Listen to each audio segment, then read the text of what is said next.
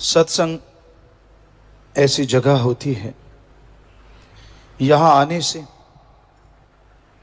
इंसान के तमाम ख्यालात, तमाम सवालात बदल जाया करते हैं।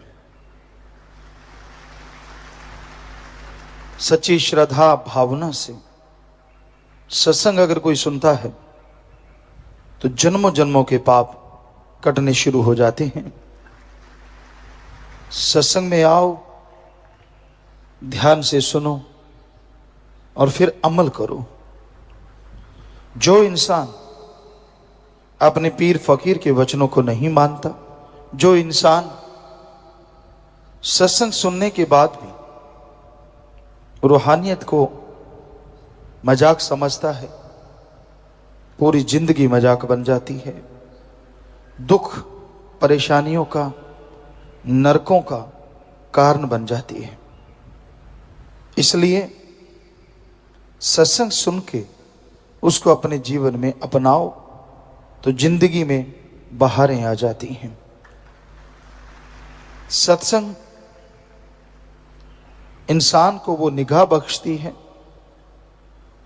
इंसान को वो विचार देती है जिससे परमपिता परमात्मा कण कण में, जर्रे जर्रे में मौजूद उसको महसूस होने लगता है और सत्संग पे अमल करते हुए एक दिन उसे नजर आने लगता है। इंसान का विल पावर, आत्म बल सत्संग में बताई गई विधि के अनुसार चलने से बेइंतहा बढ़ जाता है। तो अगर आप अपने जीवन में खुशियां चाहते हैं, अगर आप अपने जिंदगी को खुशनुमा करना चाहते हैं तो सत्संग सुन के उस पे अमल करना सीखो। इंसान कहता है, कई बार आपको पहले भी सुनाया, मैं गुरु को बहुत मानता हूं, लेकिन दुख इस बात का होता है गुरु को मानता है लेकिन गुरु की एक नहीं मानता। तब उसके लिए दुखों का कारण हो जाता है, परेशानियों का कारण हो जाता है। आप पीर फकीर को अगर मानते हैं तो यह भी बहुत जरूरी है कि आप उसके बातों को, उसके वचनों को भी माना करें। जब तक इंसान गुरु पीर फकीर के वचनों को नहीं मानता तब तक वो दोनों जहां में खाली रहता है। इंसान को मालिक नियामतें बख्शता है, बेइंतहा खुशियां बख्शता है, बिना कहे उसके कर्म अल्लाह राम काटता रहता है। उसे पता भी नहीं होता कौन से भयानक कर्म आने वाले हैं, कब आने थे और कब चले गए। जो मालिक से बेइंतहा इश्क करते हैं, प्यार करते हैं, वचनों पे 100% चला करते हैं, उनके भयानक से भयानक कर्म भी कट जाया करते हैं। इंसान के कर्म कितने भयानक हैं इसका अंदाजा कोई नहीं लगा सकता। कई बार इंसान सोचता है, मैं सत्संग सुनता हूं, सत्संग में बैठता हूं, मेरे तो कर्म कटते रहेंगे, कोई दो राय नहीं। शास्त्र नाम शाह मस्तान जी दाता के वचन हैं। आप सत्संग में आते हैं, सुनते हैं, बना बनाया सुमरन ले जाते हैं जो आगे जाके आत्मा के काम आएगा, जो रूह के काम आएगा। पर जीते जी अगर आप आनंद परमानंद चाहते हैं, भयानक कर्मों से बचना चाहते हैं तो सत्संग सुन के अमल करना 100% जरूरी है। इसमें कोई दो राय नहीं कि सुमन का फल मिलता है, इसमें कोई दो राय नहीं कि आपके कुलों का उद्धार होता है। लेकिन अगर आप खुद उसकी बेइंतहा खुशियों को हासिल करना चाहते हो तो सत्संग सुन के अमल करना जरूरी है। और अमल क्या करना है? घंटा सुबह शाम कम से कम सुमरण करें, सेवा करें, निंदा चुगली बुराइयों से बचे रहें। मालिक से जोड़ो तो मालिक आपके कुलों को जोड़ेगा, मालिक से तोड़ो तो आप दोनों जहां में भटकते रहोगे, नरक भोगते रहोगे। तो ये वचनों को आप अगर मानते हैं तो बेइंतहा खुशियां हैं। अदरवाइज सत्संग में रहते हुए, यानी सत्संग में जब बैठे हो तब नहीं, सत्संग आपने सुना, आप अपने घरों में चले गए, आप अपनी रहने वाली जगहों में चले गए, वहां जाके फिर वही निंदा चुगली, तो आपके जो भयानक कर्म हैं वो कटते नहीं, बल्कि वो कर्म आपको नरक में ले जाते हैं। उसका दुख, उसका दर्द फिर आपको महसूस होता ही नहीं, बल्कि भोगना पड़ता है। तो ये जरूरी है कि सत्संग सुन के अमल किया जाए। कई बार इंसान सोचते हैं, कोई ना कोई सवाल भी उठता है कि यार फलां आदमी सत्संग में रहता था, बड़ी सेवा किया करता था, वो मालिक से दूर क्यों हुआ? तो शायद उसका जवाब आपको मिल गया होगा जो हमने अभी अभी बोला। सत्संग सुना, सुमरण का फल मिला, आत्मा के खाते में जमा हो गया, लेकिन सुन के अमल नहीं किया तो उसको इस जन्म में भयानक कर्मों का सामना करना ही पड़ता है। उसे कर्म भोगने ही पड़ते हैं, चाहे वो सेवादार क्यों ना हो, चाहे वो सत्संग सुनता हो। फल तो उसको मिल रहा है, लेकिन अगर वो अमल नहीं कर रहा तो झोली फटी हुई है, रहमतें आती हैं चली जाती हैं, आती हैं चली जाती हैं। इसलिए अमल करना जरूरी है।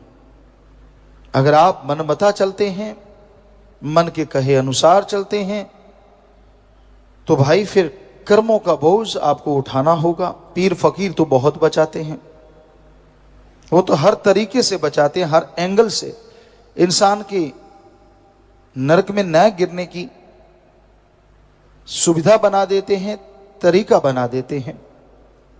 पर कई लोग ऐसे भी होते हैं कि वो संतों के वचनों को सुनते नहीं, मानते नहीं। उनके अंदर एक ही होता है कि एक बार नरक का स्वाद चखना है, और वो भूल जाते हैं कि नरक का स्वाद जो एक बार चख लेता है फिर वो नरक में ही जिंदगी भोगता है, तड़पता रहता है, व्याकुल रहता है, चाह के भी किसी को नहीं बता सकता कि मेरे साथ क्या बीत रही है, क्योंकि बेइज्जती होती है, और जो बीत रही होती है उसे बदल नहीं सकता क्योंकि खुद ही नरकों को चुना है। तो इसलिए सत्संग सुनते हो, फल मिलता है, लेकिन अमल करना जरूरी है। घंटा सुबह शाम सुमरन करो, सेवा करो, भक्ति इबादत करो, उस राम, उस ओम, उस अल्लाह, उस वाहिगुरु गॉड खुदा को याद करो। उसकी भक्ति से आपकी आत्मिक शक्ति जागृत होती है, और आत्मिक शक्ति से भयानक रोग पता ही नहीं कैसे खत्म हो जाते हैं, इंसान को पता ही नहीं चलता। तो इसलिए अपने रोगों को बदलना है, आने वाली भयानक बीमारियों को बदलना है, तो मेडिटेशन करो। डू द मेडिटेशन कंटिन्यू, क्योंकि मेडिटेशन विदाउट एनी कॉस्ट, बिना पैसे के, बिना कपड़े चेंज किए किया जा सकता है। आप जैसे जैसे मेडिटेशन करते जाएंगे, आप जैसे जैसे गुरुमंत्र नाम का जाप करते जाएंगे, वैसे वैसे मालिक की दया में रहमत आप पे बरसती जाएगी। तो अपने अंतःकरण की सफाई करो, पीर फकीर के वचनों को मानो। क्या आप सोच सकते हैं कि वो कभी किसी का बुरा करते हैं? संत बुरा करना तो दूर, किसी का बुरा सोचते नहीं, चाहे वो उनको गालियां क्यों ना देता हो, उनको गलती क्यों ना बोलता हो। तो फिर आप सत्संगी सोचिए, आपके लिए पीर फकीर बुरा क्यों कर सकते हैं और क्यों कह सकते हैं? आप मन की वजह से दुखी हो सकते हैं, या मनमते लोग आपको गुमराह कर सकते हैं, पर पीर फकीर कभी किसी का बुरा नहीं करते। वो हर किसी के भले की बात करते हैं, हर किसी का भला करना चाहते हैं। करवाने वाला करवाता है या नहीं करवाता, ये इंसान पे निर्भर करता है। तो इसलिए हमेशा ध्यान रखो, पीर फकीर जो बात कहते हैं वो भले के लिए कहते हैं, भला करते हैं। जो सुन के अमल कर लेते हैं उनका भला होता चला जाता है। परम पिता परमात्मा सदगुरु मौला अल्लाह राम से जो प्यार मोहब्बत करते हैं, जो उसके राह पे चला करते हैं,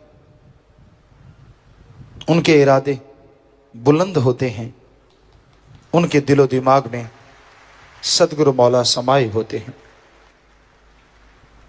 मालिक की राह पे चलना कोई आसान काम नहीं, लेकिन असंभव नहीं है। चलते हैं मालिक के प्यारे, चलते हैं जिन पे रहमो करम है मालिक का, चलते हैं जो नफ़ा शैतान से यानी मन जालिम से लड़ते हैं, चलते हैं जो सतगुरु के वचनों पे 100% अमल करते हैं। और जो चलते हैं वो खुद तो क्या, उनके बाल बच्चे तो क्या, उनकी वो कुलें जो गुजर गई और वो कुलें जो भी इस दुनिया में नहीं आई, उनकी वजह से ही उन सब का उद्धार हो जाता है। सेवा जिसके भाग्य में मिल जाती है, तन से, मन से, धन से, जो सेवा करते हैं वो सेवा कभी भी खत्म नहीं होती, यानी की गई सेवा कभी बर्बाद नहीं होती, उसका फल 100% मिलता ही मिलता है। आदमी का मन बड़ा जालिम है, मनमते लोग बड़े जालिम है, काल तो महाजालिम है। इंसान को भरमाता है, इंसान को भटकाता है, कभी काम वासना विषय विकार के ख्याल देता है, कभी क्रोध के घोड़े पे सवार कर देता है, कभी लोभ लालच के जाल में फंसा लेता है, कभी मोह ममता की जंजीरों में उलझा देता है, और कभी अहंकार के पहाड़ पे चढ़ा देता है। ये मन का काम है। मन से लड़ना कलयुग में भक्ति है। कैसे लड़ा जाए मन से? मन जो कहता है वो रुकेगा नहीं। उसको रोकने के तरीके हैं। एक तो सेवा करो, दूसरा घंटा सुबह शाम सुमरन करो, मालिक से मालिक को मांगते रहो। कभी विचार आ भी जाए टेंशन ना लो, उन विचारों पे अमल ना करो। बस आपको कुछ नहीं कर सकता काल, मन आपको कुछ नहीं कर सकता। जब आप मन के लोभ लालच में आके बुरे कर्म करने लग जाते हैं, मन के लोभ लालच में आके बुरी तरह फंस जाते हैं, तो आप गिर जाते हैं, भक्ति से गिर जाते हैं, मालिक के प्यार से। मन के कहे चलो मत कोई, मन के कहे अनुसार कभी ना चलो। पीर फकीर कहते हैं उनको सुनो, अमल करो, यकीनन आपका बेड़ा पार होगा और मालिक की दया में रहमत आप पे मूसलाधार बरसेगी। तो अंदर की बुराइयां दूर करनी है, अंदर के बुरे विचारों को रोकना है। बस सुमन कीजिए, सेवा कीजिए, सबका भला मांगिए। छोटी छोटी बातों के लिए उलझो मत। आदमी अपने पांव पे कुल्हाड़ा मारता है जब जरा जरा सी बात के लिए झगड़े शुरू कर देता है, टोंट कसता है, एक दूसरे को बुरा कहता है, वो खुद बुरा होता है, उसकी भक्ति कट जाती है, मालिक की निगाहों से दूर हो जाता है।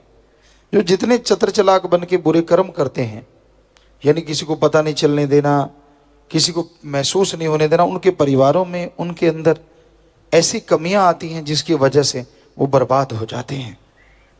इसलिए उस मालिक को खिलौना ना समझो, वो सब जानता है आप कब क्या, कहाँ क्या सोच रहे हैं, क्या करने वाले हैं, उसको पहले से मालूम है।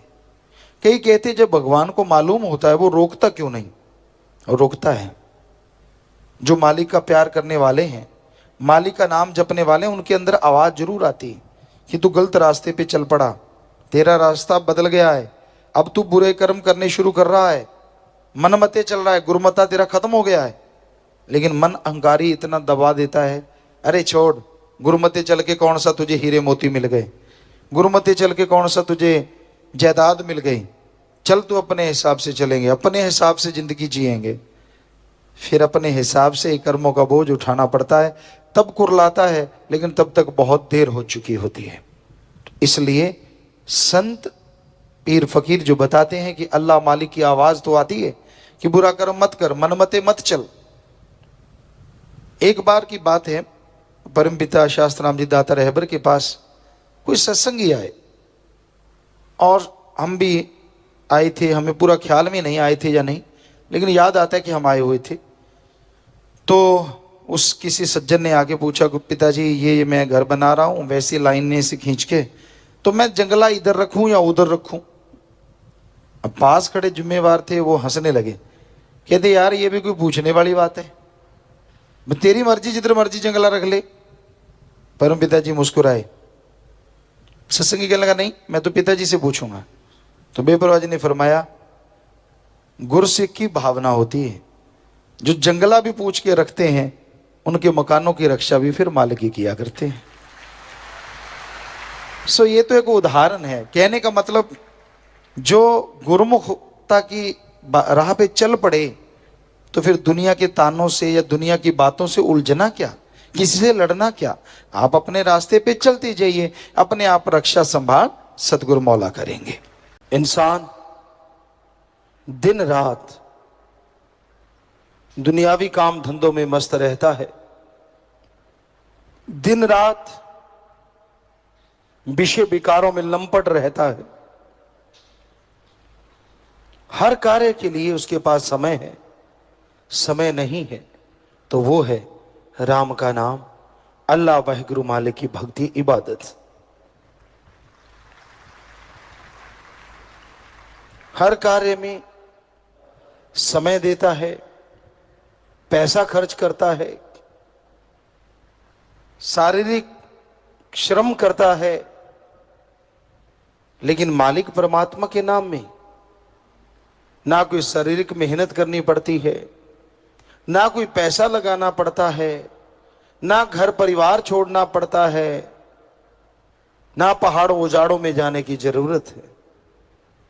अपने घर में रहते हुए, परिवार में रहते हुए आप मालिक के नाम का जाप कर सकते हैं।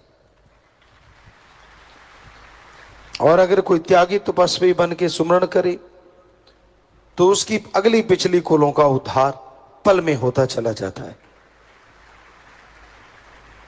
और करना क्या है, सिर्फ 3 शब्दों का अभ्यास है, उन्हें दोहराना है, उन्हें अंदर ही अंदर दिलो दिमाग में घुमाना है।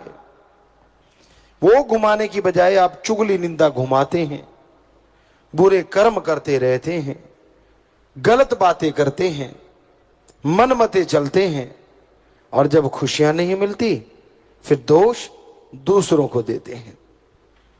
ये कभी नहीं करना चाहिए। आप कर्म ही ऐसे ना करो कि आपको भोगने पड़े, अच्छे कर्म करो, परम पिता परमात्मा का नाम जपो, उससे उसकी सारी प्रजा का भला मांगो।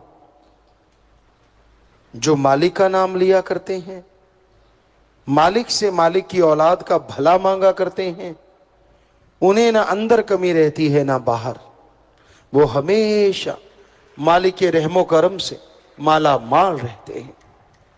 तो भाई अपने अंतःकरण की सफाई करो, ईश्वर के नाम का जाप किया करो, तो वो ईश्वर जरूर आपकी मांग पूरी करेगा ही करेगा।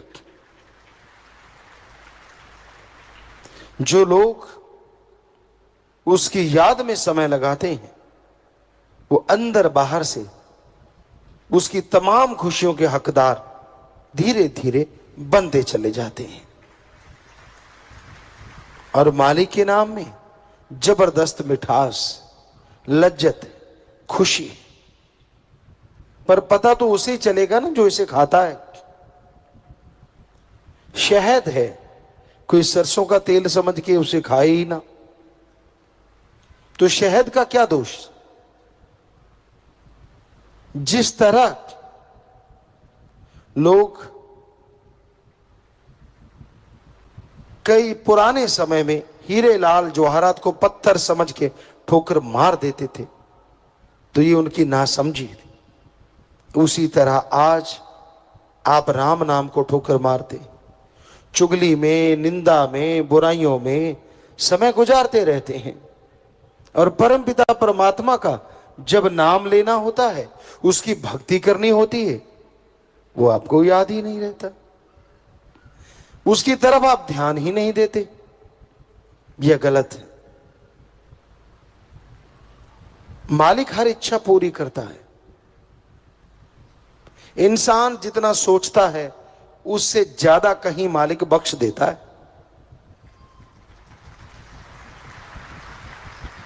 पर उसकी बख्शिश कई बार मांगने से नहीं, उसके रहमो करम से मिलती है, आपके कर्मों से मिलती है। ये सौदा तेरी बख्शिश दा ले सकदा जोर तिंगाने नहीं।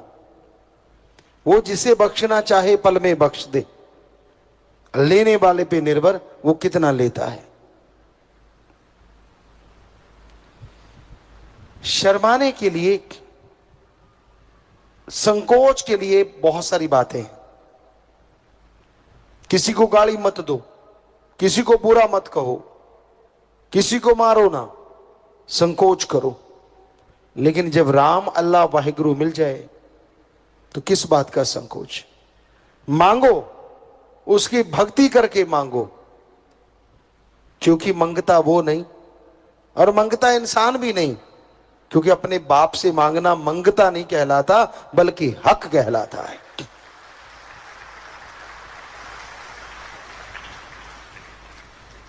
तो उस परम पिता परमात्मा के आप बच्चे हैं, जो भी आपकी इच्छा दिलो दिमाग में हो उससे मांगिए, पर श्रद्धा से, तड़प के, तो यकीनन वो आपकी हर इच्छा जायज पूरी जरूर कर देंगे। पर आपके मांगने में अगर कोई कमी है तो बात अलग है, सोच में कमी है तो बात अलग है। जो पीर फकीर की बात को सुनते हैं, मान लेते हैं, अमल कर लेते हैं, उन्हें किसी तरह की कोई कमी नहीं रहा करती। जब इंसान की सोच ही गलत हो जाती है तो विनाश काले विपरीत बुद्धि, कई बार बुद्धि इंसान की जवाब दे जाती है। उसका मन इतना हावी हो जाता है, इतना हावी हो जाता है, उसे असली चीज की पहचान नहीं होती और वह नकली चीजों में उलझा रहता है। तो पति वर्ता की तरह अपने मालिक सतगुरु परमात्मा को दृढ़ यकीन के साथ याद करते रहो। यकीन मानो वो आपकी झोलियां भरेगा, आपको खुशियों से माला माल करेगा, अरे आपके आने वाली कुलों का भी उद्धार करेगा।